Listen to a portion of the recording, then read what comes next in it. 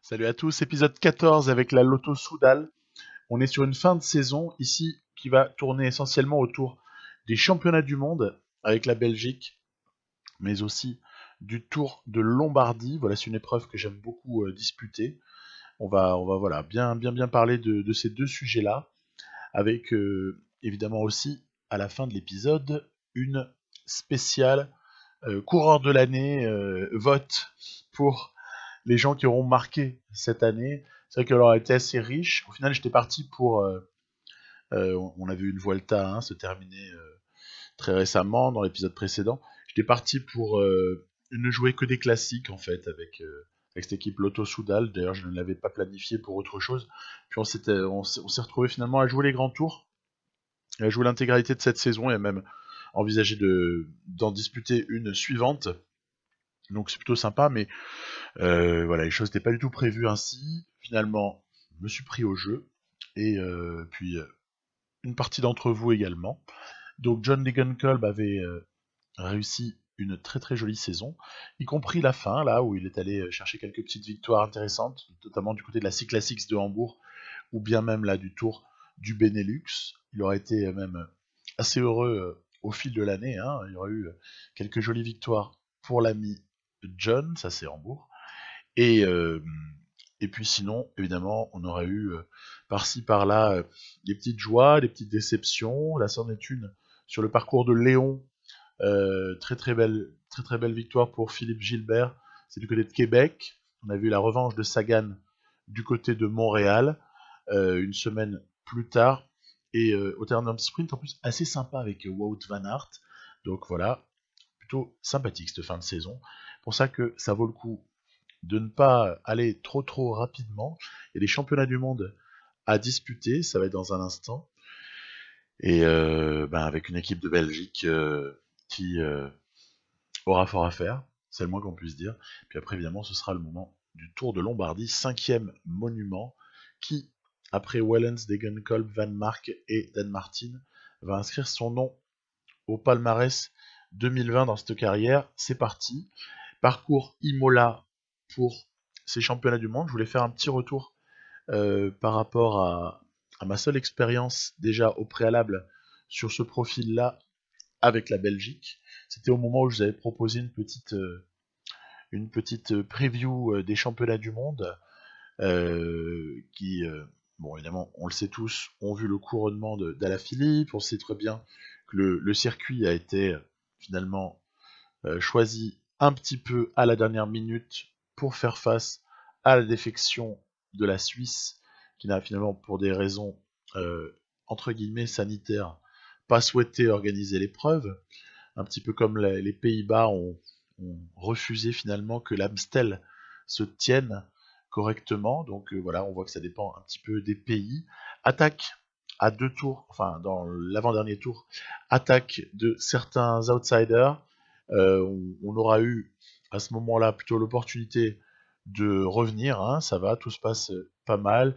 Et puis évidemment, la grosse différence entre ce que je vais vous proposer dans 2 minutes et cette version-là, c'est qu'on avait eu la chance d'avoir Wout van Aert, normal, comme dans la réalité, sur cette simulation-là, euh, alors que, évidemment, avec dans ce que je vais vous présenter après, on n'aura pas Wout van Aert, et donc on sera obligé de se choisir un autre leader. Donc ça va être aussi ça à l'intérêt. Pourquoi est-ce que je remontre? C'est parce que je pense que c'est en comparant les scénarios, les différents scénarios sur une course donnée avec un profil similaire, même si parfois les participants peuvent différer légèrement, la liste est un petit peu différente, mais dans les grandes lignes ça se tient.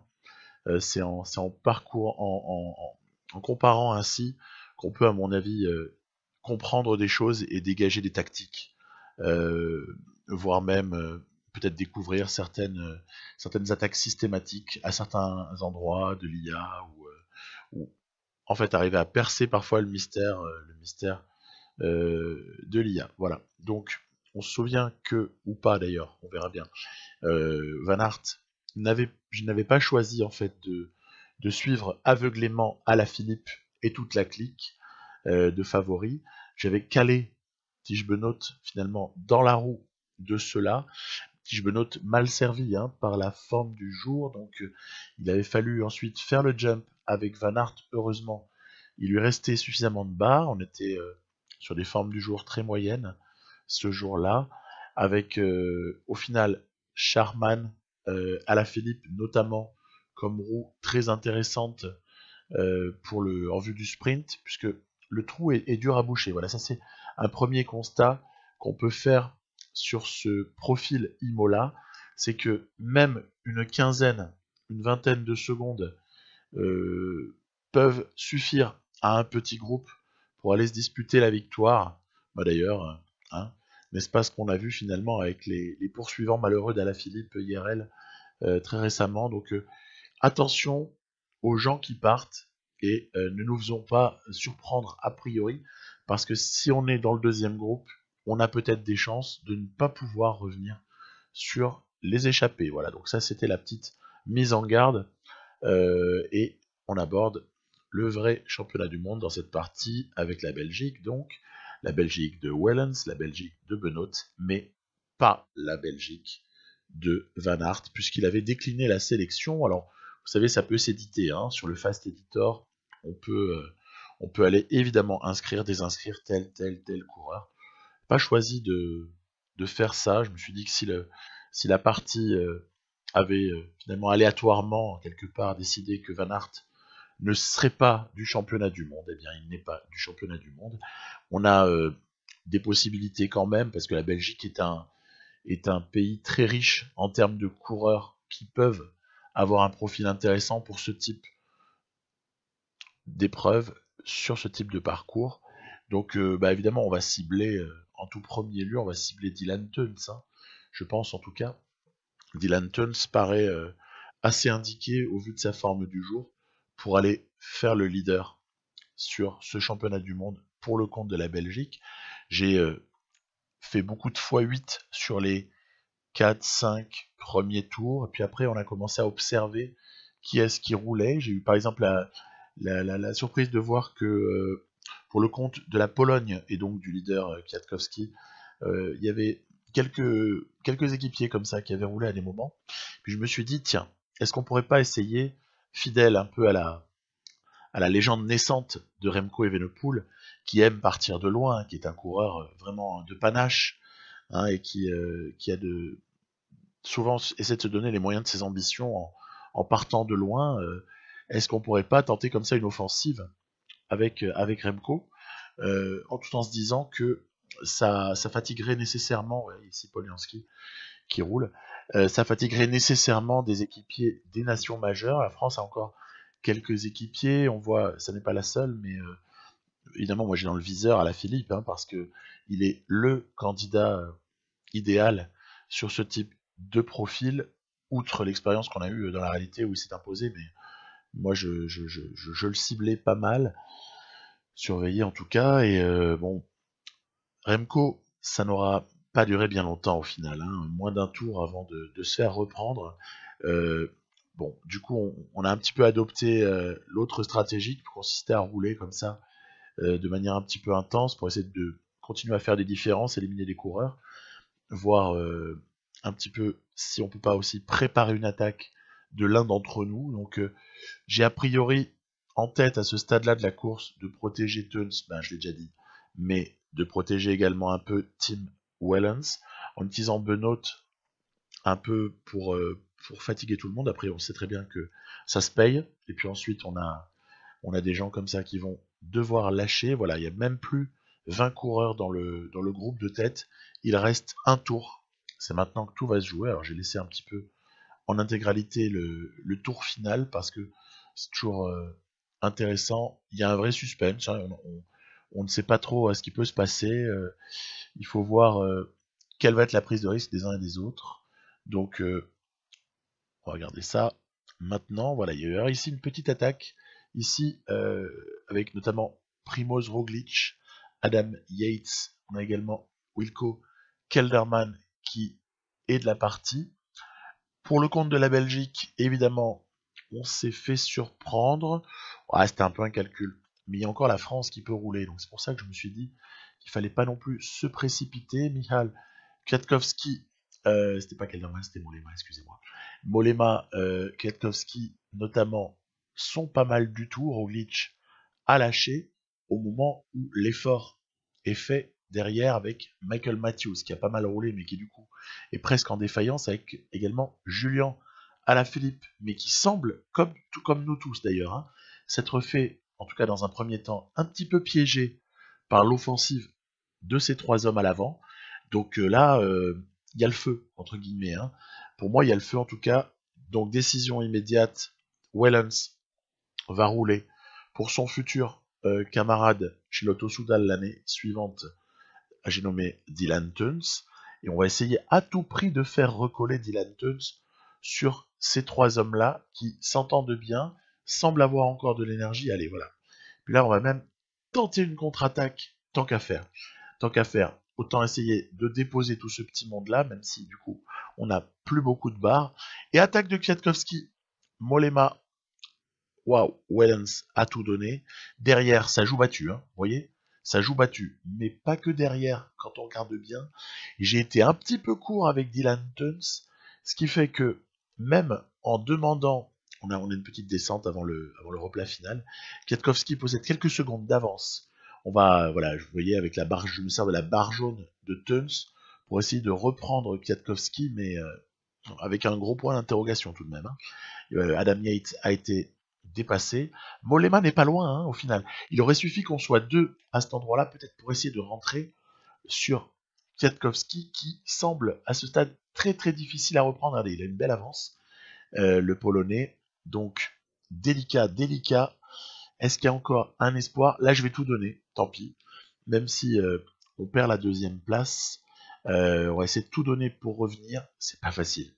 Honnêtement, il est bien parti et le coup est parfait pour Kwiatkowski, qui va s'imposer ici à Almola. Et du coup, évidemment, on va faire une croix sur la deuxième place. En fait, ça n'a pas grande importance pour moi. C'est soit la victoire, soit deuxième ou troisième, peu importe en fait. Donc, on s'est fait avoir. On s'est fait avoir par du très très bon Kwiatkowski, une circonstance de course qui nous a été défavorable, mais qui était plutôt, moi j'ai bien aimé cette attaque de ces quatre hommes qui finalement ensuite arrive à ça débouche sur cette victoire pour Kwiatkowski. Sans transition, le Tour de Lombardie. Voilà, je suis passé directement en Lombardie. C'est pas la première fois qu'on joue ce tour-là sur PCM 2020. Il ne sert à rien de rappeler la manière dont ça se passait sur PCM 2019 parce que ça ne ressemble plus. Il y a des différences, et je l'avais évoqué aussi sur un épisode un petit peu spécial Tour de Lombardie. On avait eu le malheur de chuter comme ça en tout début avec Moscone et les ragazzi pour constater ensuite dans le mur de Sormano que seul Fabio Aru, puisque Moscone avait dépensé trop d'énergie, seul Fabio Aru était en mesure de s'accrocher, et encore, on était tombé là aussi sur du très très grand Michal Kwiatkowski, Dan Martin aussi, bel et bien présent, Tige Benoît, qu'on voit ici remonter assez facilement, Aru dans un, on va dire, troisième groupe, avec la possibilité quand même de rentrer, peut-être, ça, c'était ce qu'on avait vu un petit peu plus tard, voilà, c'était un peu émietté. Alors évidemment, dès lors que les coureurs principaux sont émiettés comme ça sur le parcours,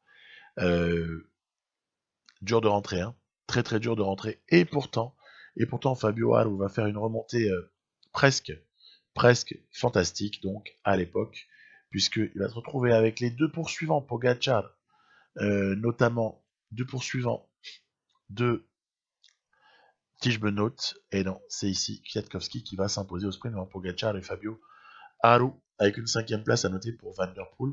Donc, qu'est-ce que j'en retire? Évidemment, Sormano.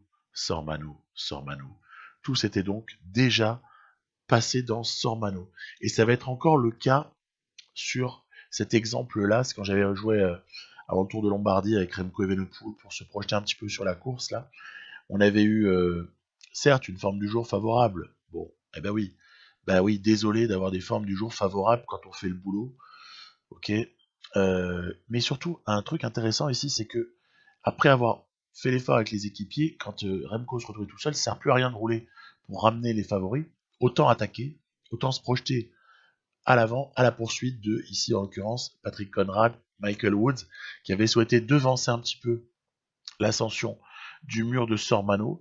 Alors c'est vrai que Remco était dans d'excellentes dispositions. Regardez qui revient. Fuglsang, parce que par contre derrière ça joue vraiment battu.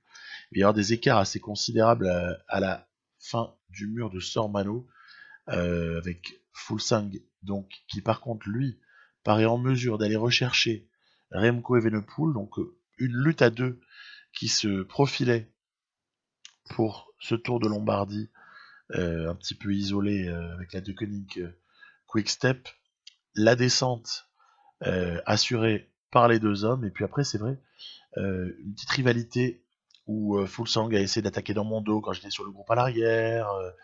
Je me suis méfié en fait du garçon parce qu'il était assez dangereux. On voit que Woods n'arrivera pas à rentrer, Carapace n'arrivera pas non plus à rentrer.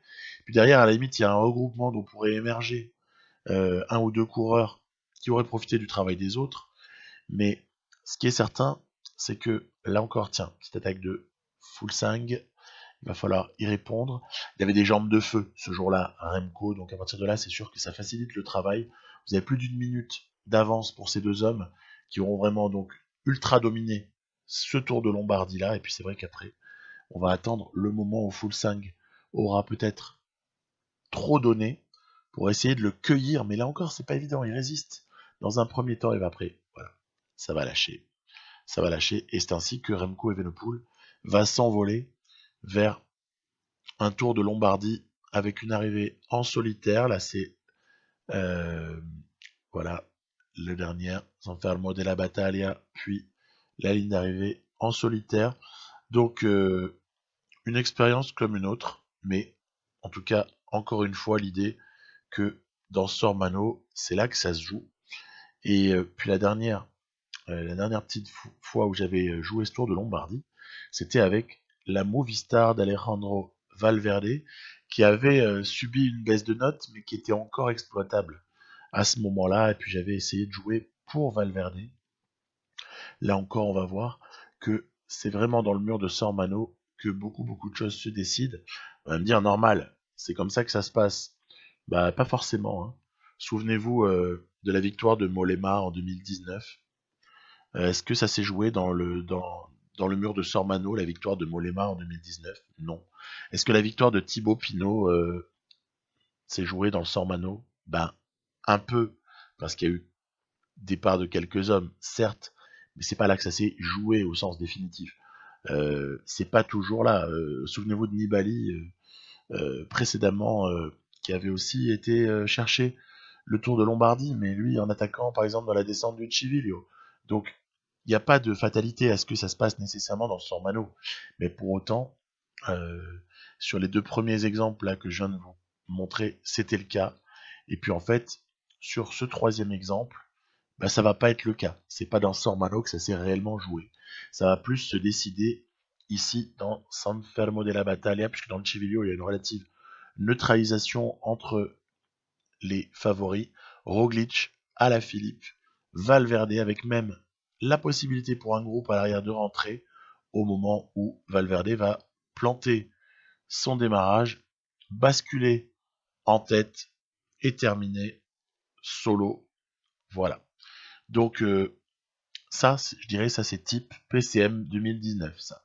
Cette dernière manière de s'imposer, ça ressemble beaucoup à ce qu'on pouvait faire sur PCM 19. Donc quid de ce Tour de Lombardie là avec le Tosoudal sur PCM 20?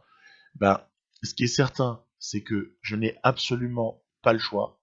Je dois jouer pour Tim Wellens, dans la mesure où déjà, c'est lui qui apparaît être le leader. Il a l'objectif.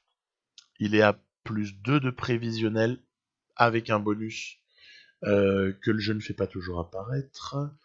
Et puis on va se retrouver en fait avec une bonne formule du jour. Et c'est vrai que ça nous donne forcément des idées. J'ai cherché à envoyer Karl Friedrich Hagen à l'avant, mais en fait on m'a empêché de l'envoyer, donc le coureur est considéré comme trop fort en fait pour pouvoir faire partie de l'échappée sur ce coup-là. Et c'est vrai qu'en plus, comme il n'a pas une accélération de ouf, Je vais pas retenter le coup 5 fois parce que sinon je vais le faire complètement canner. Approche tranquillette de Madonna del Guisalo, sans se fusiller, en étant bien présent, en assurant des protections qui, elles, à son tour, vont nous libérer des protecteurs qui seront un peu plus reposés. Voilà, bref, le grand classique. Allez, c'est maintenant que ça va commencer. On y va. Donc, on s'aperçoit que ça roule, mais c'est pas non plus bien violent. Il y a quelques équipiers qui font le boulot. On est dans une première partie là de cette difficulté qui n'est pas folle. Voilà, Hagen est présent, Wellens est présent, Thomas de Ghent, Philippe Gilbert. Ce sont les derniers finalement à pouvoir jouer un rôle, tout en sachant que je pense que évidemment ces mecs-là vont se mettre au service de Wellens. Hein, sans hésiter. Regardez, voilà, il va y avoir ici une mini cassure déjà. Elle n'est pas énorme, mais devant, ça roule pas mal. Et il va falloir aussi se positionner. Là, par exemple, vous voyez, je suis assez mal positionné. Bon, ça va, c'est correct. Mais il y aurait eu possibilité d'aborder cette difficulté de manière un petit peu plus stratégique. Voilà, on s'en sort parce que on est plutôt pas mal protégé. On s'en sort parce que si Wellens et dans un bon jour. Mais ça, sont des choses qui arrivent. Regardez, moi ce qui m'intéresse, c'est Groupama FDJ, avec Pinot, avec Godu. On aperçoit également Valverde. On a également la présence de Lutsenko. Voilà, il y a comme ça des coureurs à suivre. Romain Bardet, Julien Alaphilippe, Pogacar qui est en train de lâcher. Alaphilippe qui se fait un tout petit peu lâché là, vous avez vu, c'est étonnant. David Godu semble dans un grand jour, on dirait que Thibaut Pinot travaille pour lui. Jacob Fulsang est là, et d'ailleurs c'est lui qui va sortir en tête de Sormano. Alors Wellen s'est vraiment passé tranquille, hein.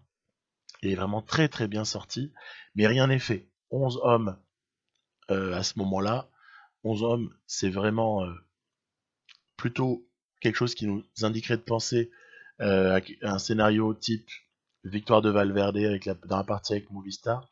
Et ici, déjà, premier truc à remarquer, c'est David Godu qui, tout de suite après, a attaqué, tout de suite après le haut du mur de Sormano, a attaqué.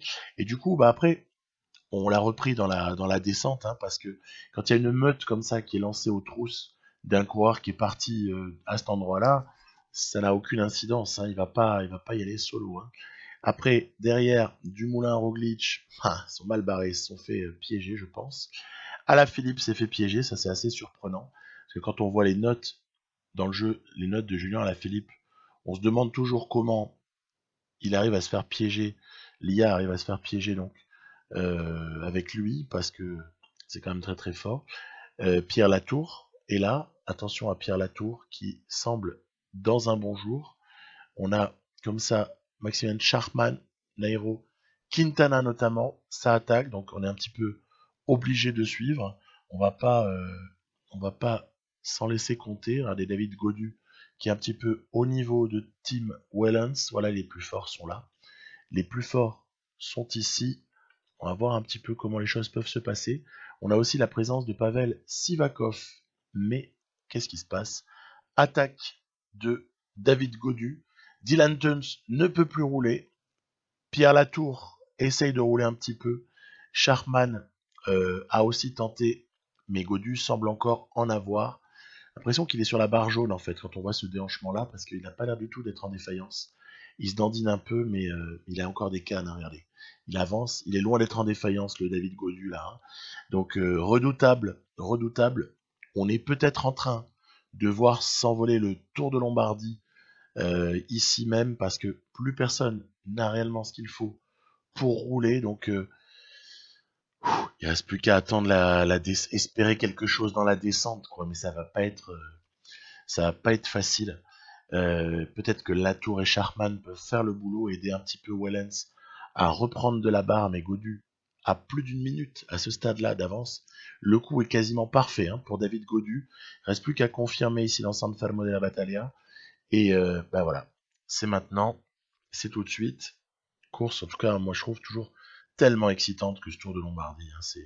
C'est génial à chaque fois. Enfin, moi, voilà, moi j'aime beaucoup, je suis assez fan. Je crois qu'il va falloir y aller.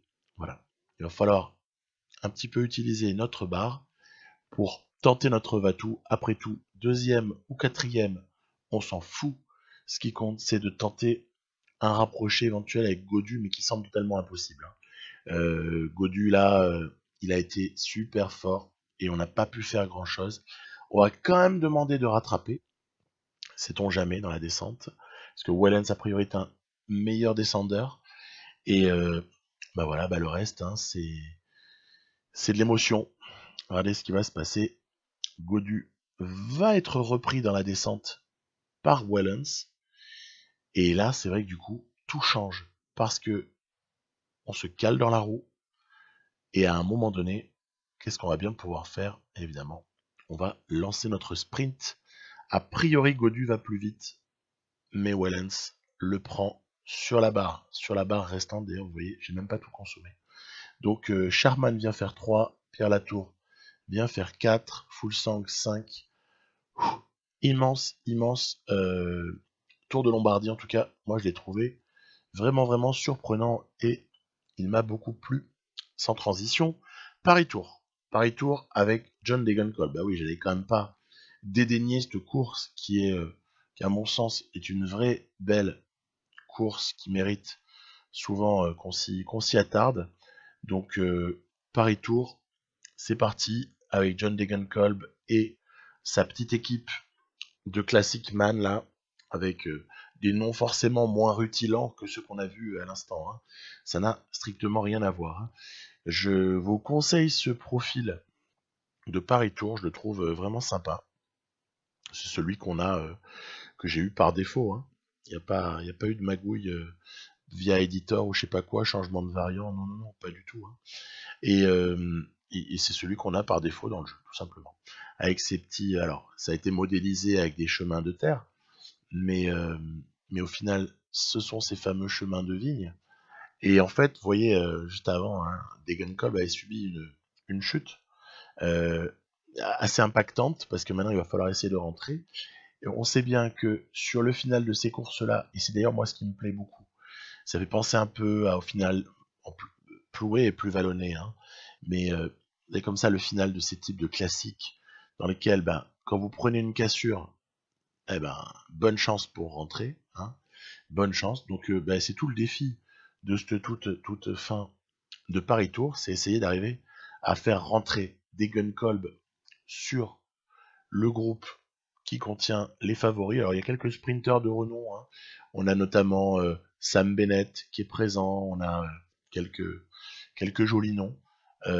Dur encore, hein. Encore une cassure. Oh là là, les cassures, bonjour. Hein. Encore une nouvelle cassure. Alors devant, j'essaie de maintenir ma position pour éventuellement participer au sprint.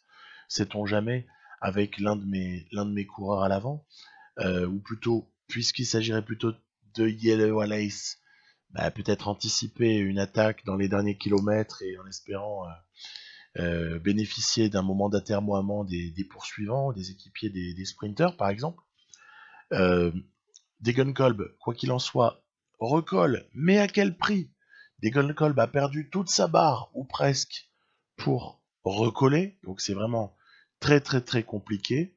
On va pour autant quand même lancer notre process habituel de sprint, et en tout cas de préparation du sprint en question. Il y a des virages, attention, les virages c'est amusant parce que ça fausse les distances par rapport au sprint. Hein. On a l'impression que c'est loin, puis en fait il fallait lancer à temps. Et bien celui qui va s'y retrouver ici, c'est Sonny Colbrelli. Magnifique victoire pour Colbrelli. Et puis nous, on est un petit peu au fond du top 10. Bon bah je crois que c'était pas vraiment avec nous cette fois-ci. Boigny, Bennett, Van Poppel, Krag, Andersen, Bossenhagen. Voilà. Donc c'était un petit pari tour. Moi j'adore. Je vais le jouer systématiquement pari tour parce que je le trouve tellement, tellement intéressant. Et puis c'est le moment du vote. Voilà, on est un petit peu plus tard. Les nouveaux coureurs sont arrivés. Je vous en parlerai dans l'épisode prochain. On fera de la planification. Et puis c'est un fait que ouais, il y a une belle année pour Degenkolb qui méritera une citation, peut-être, on verra. Mais moi, je pense quand même que l'homme de l'année, et pour cette raison-là en particulier, c'est Egan Bernal, puisqu'il a remporté le Tour de France avec une jolie avance. Il a été présent sur, regardez, sur les épreuves World Tour. Il est soit placé, soit gagnant. Donc magnifique. Magnifique année avec un nombre de jours de course d'ailleurs qui ne doit pas être ridicule. Egan Bernal pour moi mérite largement d'être coureur de l'année. Après derrière, j'ai souvent tendance, hormis quelqu'un qui aurait survolé les classiques, ce qui arrive parfois, mais sinon j'ai souvent tendance à donner mon vote numéro 2 au vainqueur du Giro. Voilà, pour moi, Miguel Angel Lopez, pour ce qu'il avait fait sur le Giro qu'on avait disputé à l'époque, mérite d'être élu deuxième coureur de l'année. Et puis, pour sa régularité, on va dire, et pour sa deuxième place sur le Tour de France, pour sa victoire sur Paris-Nice également, pour comme ça sa présence, Romandie, Pays Basque, même Flèche Wallonne, il est placé. Bah, pour moi, Roglic mérite aussi d'être cité, et je l'ai positionné en troisième sur ce coup-là. Et puis, ouais, comment après trancher entre Degenkolb et Tim Wellens, c'est franchement pas évident. Il y a eu une belle année pour Degenkolb avec 3 Flandriennes sur 4, avec une étape sur le Tour de France, avec le Tour du Benelux, avec voilà de belles choses pour lui. Champion même d'Allemagne en simulation, c'est mythique, j'ai vraiment eu du bol. Donc Degenkolb ou Wellens, quand on oppose les deux victoires, ah oui c'est vrai, il y a les fameuses victoires sur les 3 tours pour Wellens, victoire d'étape, hein, bien entendu. Ça doit compter aussi. Et puis peut-être que ce qui peut faire la diff pour Wellens, c'est qu'il y a victoire sur Milan-San Remo et Tour de Lombardie. Il y a quand même 2 monuments. Bon, à voir. Strade Bianche aussi ont été prises par Tim Wellens. C'est ce qui va me faire voter Wellens au final en 4 et Degenkolb en 5. Voilà. Ça permettait aussi, hein, vous l'avez bien compris, ce vote, de faire un petit bilan de l'année et pas un bilan que l'auto-Soudal, même si cette victoire en Lombardie vraiment termine le truc de la plus belle des façons. Et puis bon bah c'est comme ça que quelques temps plus tard, voilà, on va voir quel est le lauréat de ce titre de coureur de l'année et quel sera le bilan de la saison après avoir ajusté un petit peu notre équipe et notre formation et notre équipe de développement. Ben voilà, Egan Bernal élu devant par contre Tim Wellens, c'est marrant, mais finalement c'est peut-être pas si injuste que ça. Donc Bernal homme de l'année, Wellens a les mentions du jury. Et puis bah moi je vous dis donc à dans quelques temps pour un épisode qui sera à mon sens de la planification. Puis après on se dirigera directement vers l'homme loupe, hein, qui est le vrai début de saison pour nous avec cette équipe. À plus.